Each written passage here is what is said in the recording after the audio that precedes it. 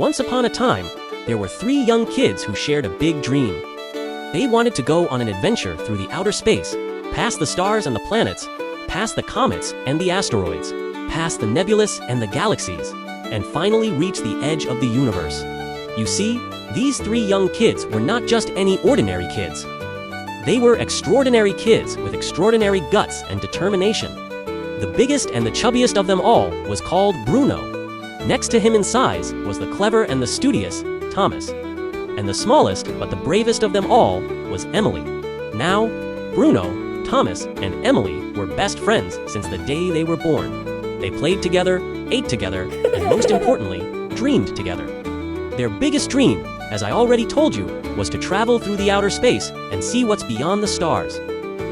One night, while looking up at the night sky full of stars, Bruno said, "I can't wait to go on an adventure through the space. I wonder if there are other planets like Earth out there with kids just like us.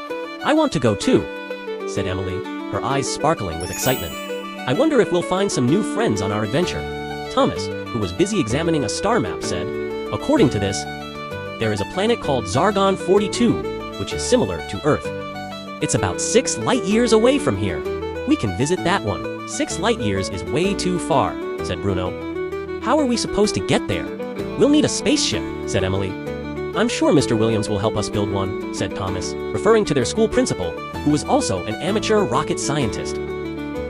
So the next day at school, Thomas went up to Mr. Williams and asked him for help to build a spaceship. Mr. Williams was a kind man, and he couldn't say no to those pleading eyes. He agreed to help the kids build a spaceship, but warned them that it would take a lot of time and effort. The kids were undeterred. They worked hard every day after school to build the spaceship. Bruno and Emily would bring tools and spare parts from home. They all took turns doing various tasks. Sometimes they would all work on the engine. Other times they would paint the body of the spaceship or polish the windows. Days turned into weeks and weeks turned into months, but the kids didn't care. They were too engrossed in their work to notice anything else.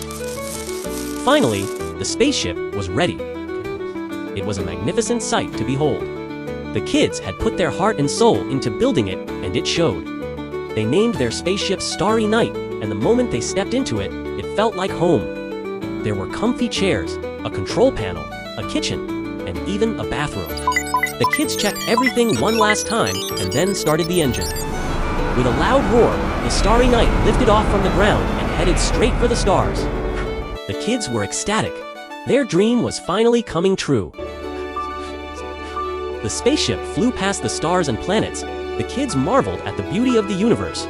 They saw things that humans had never seen before.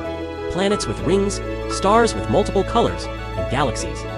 Finally, after what felt like forever, the kids reached their destination, the planet Zargon 42. As they landed the spaceship, they couldn't believe what they were seeing. It was a beautiful planet with lush green fields, tall trees, and sparkling rivers. The kids decided to explore the planet, and soon they found some strange but friendly creatures. The creatures were very curious about the kids and the spaceship, but the kids were more interested in exploring the planet. They played with the creatures for a while, but soon it was time to go. As the Starry Night flew back through the cosmos, the kids had to return home. But they knew that they would never forget their adventure on Zargon 42. Bruno, Thomas, and Emily knew one thing for sure. They had to keep dreaming big because dreams were the only things that could take them places.